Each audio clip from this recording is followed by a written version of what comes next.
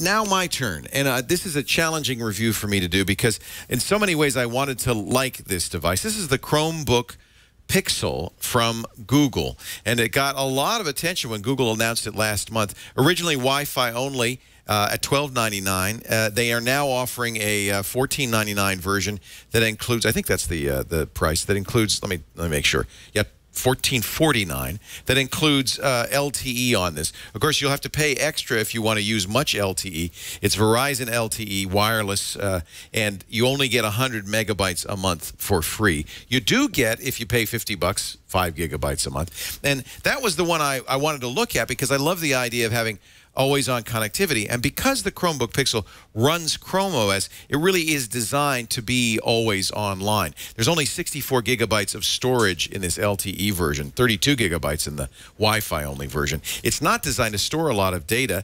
It does have offline Gmail and offline editing of files and so forth, but really it's intended primarily to use Google Drive on the cloud as your storage. It's a window into your Google account, your Google Apps, your Google Drive account.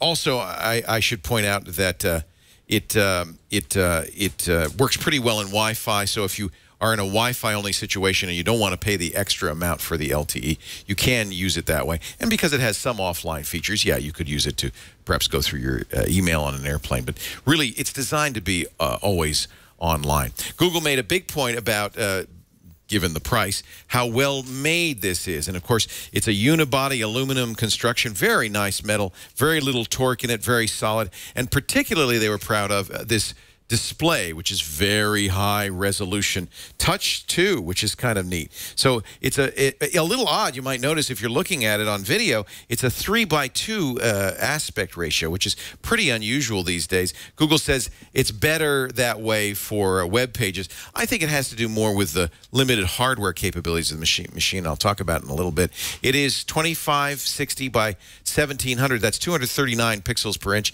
A few more pixels per inch than a MacBook Retina, but it is a slightly smaller screen than the MacBook Retina. This one has an i5 in it. Well, actually, they all do. You don't have any choice. Google really doesn't give you a lot of different SKUs. You get an i5 processor in here. You get 4 gigs of RAM. The battery life is woefully short. 4 hours in my experience. Google claims 5 hours with active use. It does have Wi-Fi A, B, G, and N, Bluetooth 3. Oddly enough, only USB 3. The connectors on here are pretty straightforward.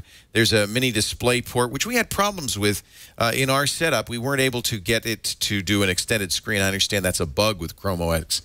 Chrome OS that will probably be fixed. It has a couple of USB 2.0 ports on here. The most important spec you might want to note is that it is Google HD 4000 graphics. And in my opinion, that's kind of a low-end graphic card for a display that's pushing as many pixels as it is. And as a result, I find that some pages, like this page from The Verge, feel a little sluggish, a little hesitancy on this. And I showed this to Jeff Jarvis, who also has a Pixel. He says, mine doesn't, and he made a video to show that it didn't. Well, I think it does. I don't think this is a bad defect with this particular model. I think it's what you'd expect with HD 4000 graphics, and particularly demanding graphics-heavy displays. Even Google's own Play Store doesn't scroll quite as smoothly and fluidly as I'd like, either with the touch screen or the arrow keys or the trackpad. You know, there is a question about the operating system as well. Now, it is Chrome OS, and you have to understand Chrome OS is essentially just a Chrome. You have applications on here, but they're all Chrome extensions. So what looks like a user interface really is just another way to click on Chrome extensions. There's quite a few of these. Here's the New York Times, Plants vs. Zombies.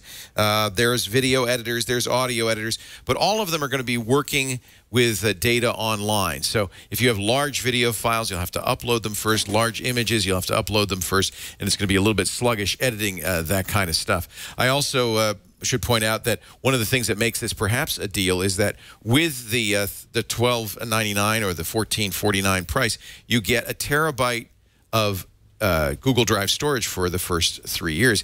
If you paid for that individually right now on Google, that'd be about $1,800. So I guess if you wanted to buy a terabyte of storage on Google Drive, maybe you should buy this instead, and you'll save yourself a little bit of money.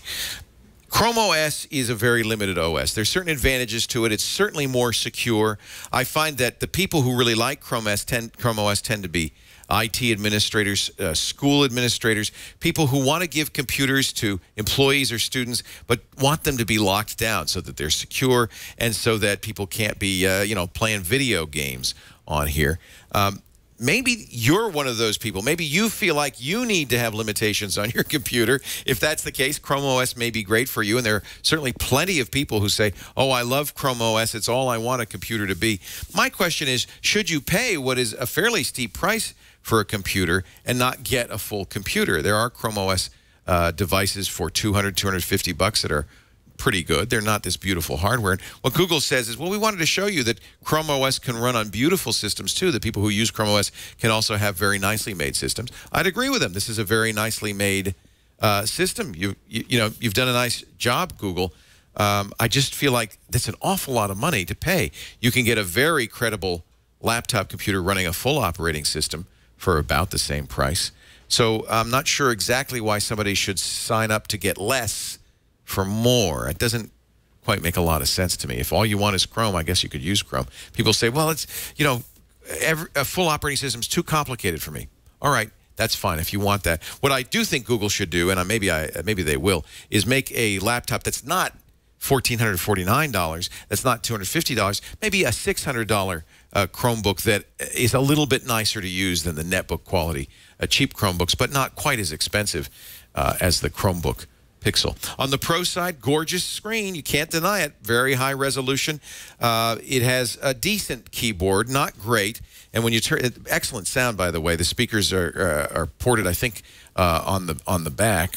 I can never find out where they came from. Sometimes the speakers are loud enough that you can actually rattle the keyboard. It sounds very good. Keyboard is a little bit mushy, maybe not something you'd want to type on all the time. I have some trouble with that. Very nice trackpad. You know, basically the hardware is the Pro. It's an excellent piece of hardware. The con, I find that the graphics card in here, the motherboard graphics from Intel, the HD 4000, probably is not enough to push all the pixels that this screen is offering. So sometimes it can be a little sluggish to use the screen, not as responsive as I'd perhaps like it, not as responsive as, in fact, touch screens on other computers. The biggest con, though, is the price. You're not getting a whole lot for $1,449. You're not getting a full operating system. Maybe that's something you'd want. I just can't recommend this for most people. There will be some people for whom the Pixel is the perfect computer. Jeff Jarvis loves it because all he wants is Chromebook capabilities. But he's also had to hack it quite a bit, put Linux on it and so forth to make it do some of the things he wants. And it seems to me if what you really want is a Linux box, you can get one for a lot less money. Low on storage, weak graphics card, beautiful display, decent keyboard, excellent trackpad, very good sound, an operating system that is intentionally quite limited. It's hard to recommend the Google Chromebook Pixel. I went back and forth on whether it's a buy or not buy or a try. I'm going to have to say don't buy, and I'll tell you why. I had one on order until I played with this for a few days, and then I had to cancel the order. I thought, this is way too much money to pay for way too little computer. I do not buy. Sorry.